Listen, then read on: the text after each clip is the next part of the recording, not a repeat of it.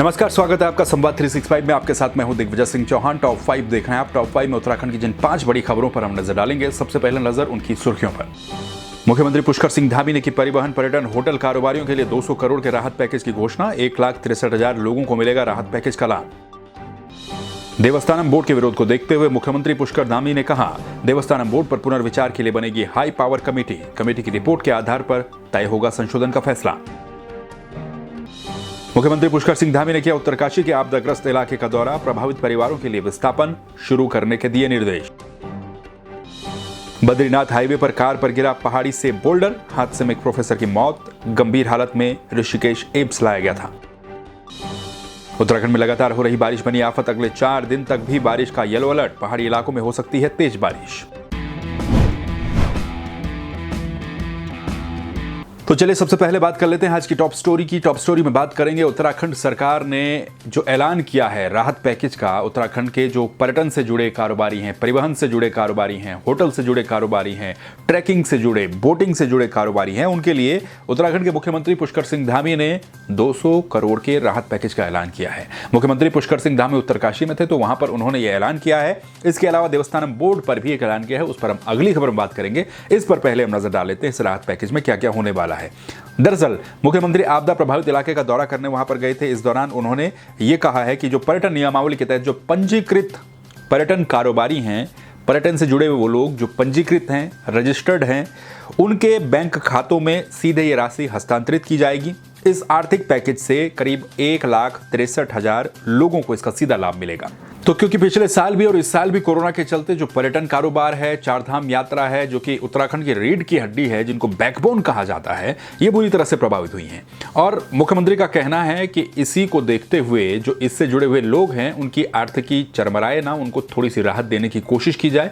तो उसको देखते हुए ये 200 करोड़ का राहत पैकेज जो है ये सरकार ने डिक्लेयर किया है, इसका ऐलान किया है। और ये कहा गया है कि इसकी राशि सीधे जो लाभार्थी हैं उनके बैंक अकाउंट्स में ट्रांसफर की जाएगी। तो पर्यटन से जुड़े, परिवहन से जुड़े, ट्रैकिंग से जुड़े, बोटिंग से जुड़े हुए वो पंजीकृत कारोबारी जो कि रजिस्टर्ड हैं उनको इसका लाभ मिलेगा।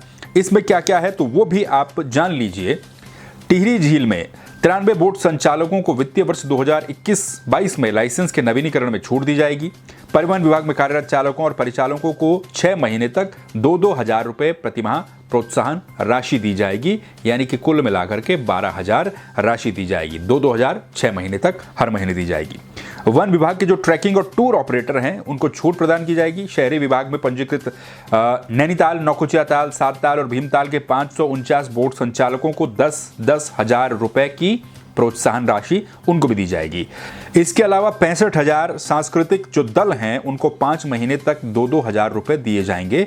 ये भी ऐलान इस आर्थिक सहायता में किया गया है। तो 1,63,000 लोगों को इसका लाभ मिलेगा, ऐसी उम्मीद जताई जा रही है। और 6 महीने तक 2-2 हजार रुपए प्रतिमाह जो पंजीकृत कारोबारी हैं उनके अकाउंट्स में ट्रांसफर किए जाएंगे। तो इस तरह से कुछ ये राहत पैकेज है जिसका ऐलान उत्तराखंड सरकार ने किया है।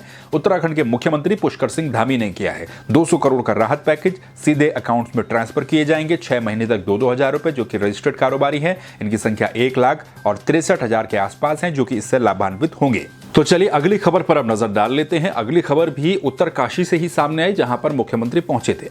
दरअसल वहां पर उन्होंने एक तो उत्तराखंड में जो पर्यटन कारोबारी, परिवहन से जुड़े हुए कारोबारी या फिर टूर ट्रैवल से जुड़े हुए कारोबारी हैं, इनके लिए जो घोषणा की है 200 करोड़ के राहत पैकेज की, उसके अलावा एक और महत्वपूर्ण घोषणा वहां पर की गई, वो थी देवस्थानम बोर्ड को लेकर। दरअसल देवस्थानम बोर्ड जब से अस्तित्व में आया है तब से लेकर आज तक उसका विरोध लगातार जारी है। जो हकूकधारी हैं, तीर्थ पुरोहित हैं, वो लगातार इसका विरोध कर रहे हैं और कह रहे हैं कि देवस्थानम बोर्ड को भंग किया जाए। पिछली सरकार में जब तीरथ सिंह रावत मुख्यमंत्री बने तो उन्होंने ये बात कही थी कि इस पर पुनर्विचार किया जाएगा, लेकिन उस पर तब भी कोई पुनर्विचार नहीं हो पाया। उसके बाद मुख्यमंत्री बदल गए, पुष्कर सिंह धामी आए। पुष्कर सिंह धामी ने कहा कि पहले के जो मुख्यमंत्री हैं, दोनों मुख्यमंत्री त्रिवेंद्र सिंह रावत, तीरथ सिंह रावत, इन्होंने जो फैसले लिए हैं उनको आगे बढ़ाने का काम किया जाएगा। अब इसका विरोध अभी भी लगातार जारी है। तमाम तरह की खबरें आप देख रहे होंगे और इसके विरोध को देखते हुए मुख्यमंत्री ने ये घोषणा की है कि देवस्थानम बोर्ड पर पुनर्विचार करने के लिए, इसका संशोधन करने के लिए एक हाई पावर कमेटी का गठन पहले किया जाएगा और इस हाई पावर कमेटी का गठन करने के बाद जो रिपोर्ट, जो संस्तुति ये हाई पावर कमेटी देगी, उसके आधार पर यह फैसला तय किया जाएगा कि देवस्थानम बोर्ड में क्या संशोधन होगा या नहीं होगा, और अगर होगा तो किस हद तक इसमें संशोधन किया जाएगा। यानी कि जो विरोध लगातार तीर्थ पुरोहितों का देखने को मिल रहा था, उसको फिलहाल थोड़ा सा हल्का जरूर किया गया है इस फैसले के बाद। देवस्थानम बोर्ड से जुड़े हुए जो हकूकधारी हैं, तीर्थ पुरोहित हैं, उन्होंने भी खुशी जाहिर की है कि अगर हाई पावर कमेटी बनती है तो वो अपनी संस्तुति देगी, उसके बाद सरकार जो फैसला होगी वो तय करेगी। तो देवस्थानम बोर्ड के विरोध को देखते हुए हाई पावर कमेटी के गठन का फैसला मुख्यमंत्री ने किया है। मुख्यमंत्री का कहना है कि इस कमेटी का अध्यक्ष कौन होगा, इसमें सदस्य कौन कौन होंगे, ये अभी तय नहीं है, लेकिन ये तय है कि हाई पावर कमेटी का गठन सरकार करने जा रही है। इसमें सदस्य कौन कौन होगा ये जल्द ही पता चल जाएगा और कमेटी का गठन जब होगा उसके बाद हाई पावर कमेटी जो संस्तुति देगी उसके आधार पर तय किया जाएगा कि देवस्थानम बोर्ड का संशोधन होगा या नहीं होगा, होगा तो किस हद तक होगा। अब बात उत्तरकाशी में जो हाल ही में जो बादल फटने की घटना सामने आई थी, उसके बाद मुख्यमंत्री पुष्कर सिंह धामी उत्तरकाशी पहुंचे। मुख्यमंत्री पुष्कर सिंह धामी बुधवार को जो वहां के जो आपदा प्रभावित इलाके हैं, मांडो और कगराड़ी गांव, इन दोनों गांव में पहुंचे। यहां पर पहुंच करके उन्होंने आपदा प्रभावित क्षेत्र का स्थलीय निरीक्षण किया। निरीक्षण करने के बाद उन्होंने जो प्रभावित लोग हैं उनसे मुलाकात की, जो मृतक हैं उनके परिजनों से मुलाकात की, उनको सांत्वना दी, ढांढस बंधवाया। मुख्यमंत्री ने आश्वासन दिया कि सरकार पूरी तरह से आपके साथ खड़ी है, जो भी संभव सहायता सरकार की तरफ से होनी है वो सहायता सरकार देगी। इसके अलावा मुख्यमंत्री ने वहां पर यह भी कहा कि जो आपदा प्रभावित इलाका है वहां पर दोनों तरफ जो बाढ़ के तटबंध बनने हैं, मांडो गांव के गदेरे के दोनों तरफ जो बाढ़ सुरक्षा के कार्य होने हैं उनको जल्द से जल्द किया जाएगा। ध्वस्त हुए पुलों और आंतरिक मार्गों का पुनर्निर्माण वहां पर जल्द से जल्द करवाया जाएगा। और क्योंकि जो वहां पर प्रभावित लोग हैं वो खतरे की जद में भी है, इसको देखते हुए मांडो गांव का विस्थापन होगा।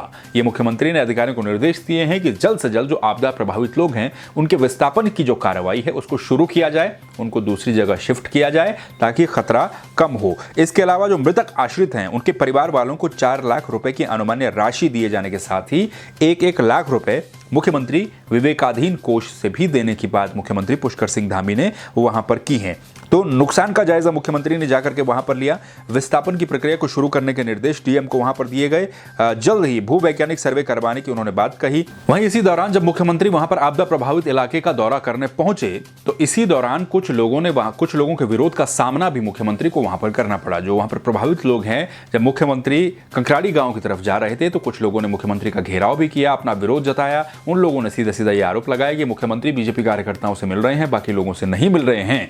और ये विरोध का सामना भी मुख्यमंत्री पुष्कर सिंह धामी को वहां पर करना पड़ा।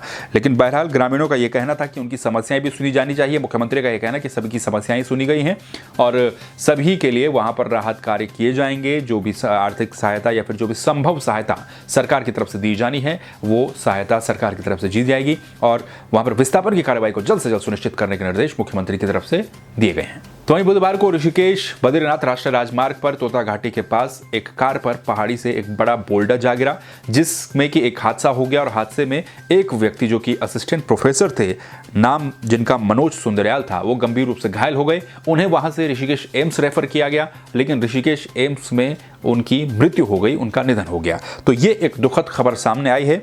मनोज सुंदरयाल एक असिस्टेंट प्रोफेसर थे जो कि नरेंद्र नगर महाविद्यालय में बताया जा रहा है कि इस वक्त तैनात थे और इस कार में 3 लोग सवार थे।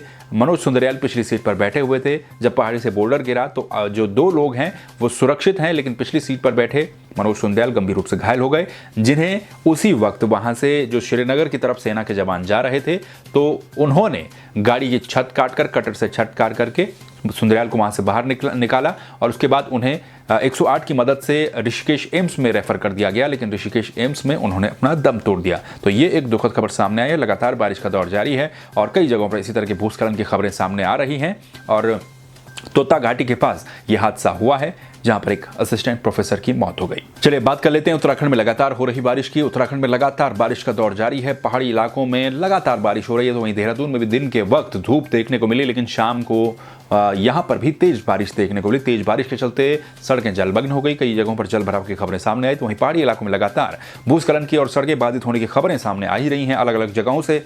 कई सड़कें बंद है, लगातार खोलने का काम भी इनको किया जा रहा है। तो इसी बीच अब मौसम विभाग ने अगले 4 दिन एक बार फिर से बारिश की चेतावनी जारी कर दी है। बारिश का येलो अलर्ट अगले 4 दिन मौसम विभाग ने जारी कर दिया है।